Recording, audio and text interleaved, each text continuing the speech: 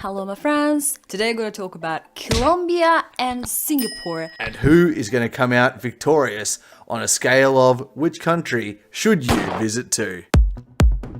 Well, the clear winner is obviously Colombia. It is in South America. You are surrounded by the Amazon. Then you've got the Mediterranean Sea. On the other side, you've got the Pacific Ocean. You can also go to a place called Salento. The reason it's so good, not only is it in the heart of the coffee region, it's also in the area where they have the largest palm trees on the planet. And they are huge. You can go on incredible hikes through there, have the world's best coffee, and while you're having that coffee, you can see a toucan.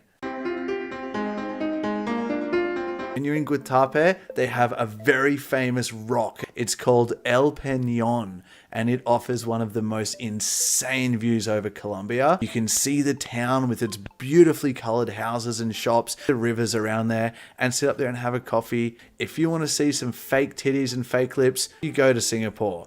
But Colombia, it's all real, baby. Singapore has the best infrastructure among the top best cities. Also, the Singaporean government motivates free trade, which leads to international investment opportunities from multinational giant companies. Aside from this, a country also considered to be as a regional hub for a foreign exchange. This makes Singapore the most competitive country, yet safe, dynamic, and business-oriented. You meet many experts from Australia. Amazingly equipped shopping malls with decent yet hygiene food from all over the world. Exotic fruits and anything you want.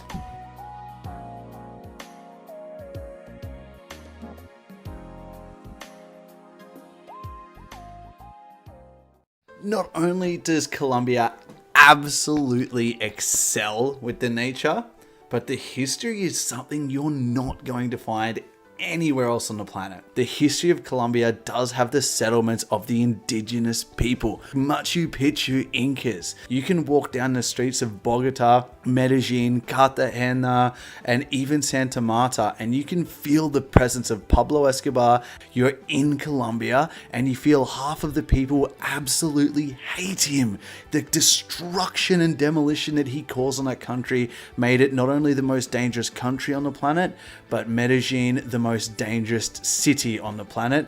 And you can go to La Comuna 13, the most dangerous street, and it's still a tourist attraction today. So while you've got half of the country that absolutely despise the man, you've got the other half that relish him like a god. He wanted to eliminate poverty. He wanted to bring people out of the slums and give them a life like what he did for himself. And to give you an idea on how bad of a man he was, his number one hitman has confessed to killing over 250 people himself. Not only that, he's admitted to organizing the plane bombing, which killed 110 innocent people. And beyond Pablo Escobar, you've got to remember, you've got the people fighting with the narcos fighting with the government, everyone fighting with the paramilitary. You're not going to find that in Singapore. No way.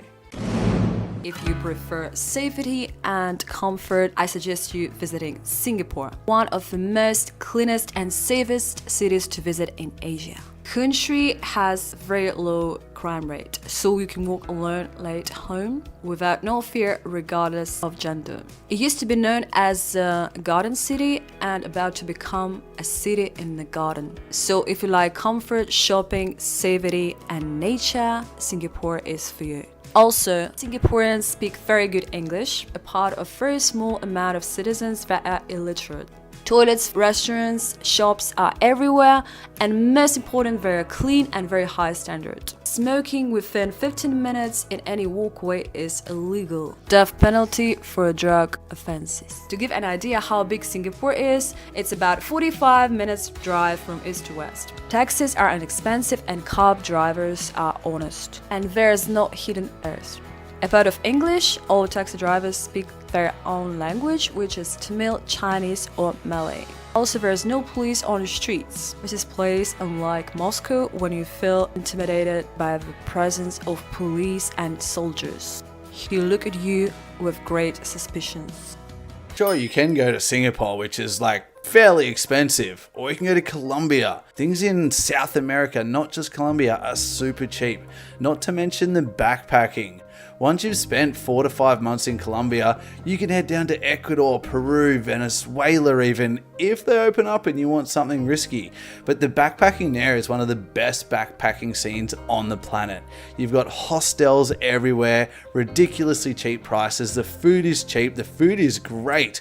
If you love fresh fruit and fresh juices, you've got Amazonian fruits. They cost little more than a couple of cents each, and they have one of the highest senses of adventure anywhere. The police officers, they do feel a little bit over the top on you. Like, there is a lot of corruption there that you should be aware of. You do have to have some level of experience in travel before you go there, but the risk is so highly paid for the sense of adventure. The prices you get, you put in a fraction, you take out a lot. That country will give you something that nowhere else on the planet can. Despite of Singapore is quite small, there's a lot of amazing places such as Little India, Chinatown, Marina Sands, and of course famous Red Light District. Chinatown is a sharp contrast to the rest of the city, with low-rise buildings and a culture bursting into the streets.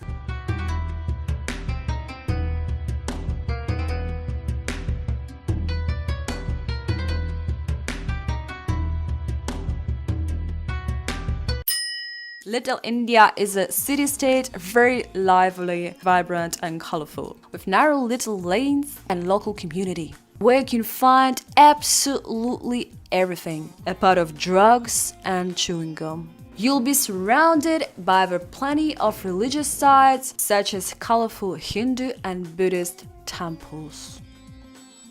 And if you are into ladyboys, there is something for you too. There is so-called brothel district located in the city center of Singapore. Prostitution itself is legal, but most prostitution-related activities are criminalized, where in practice, police unofficially monitor and tolerate a limited numbers of brothels.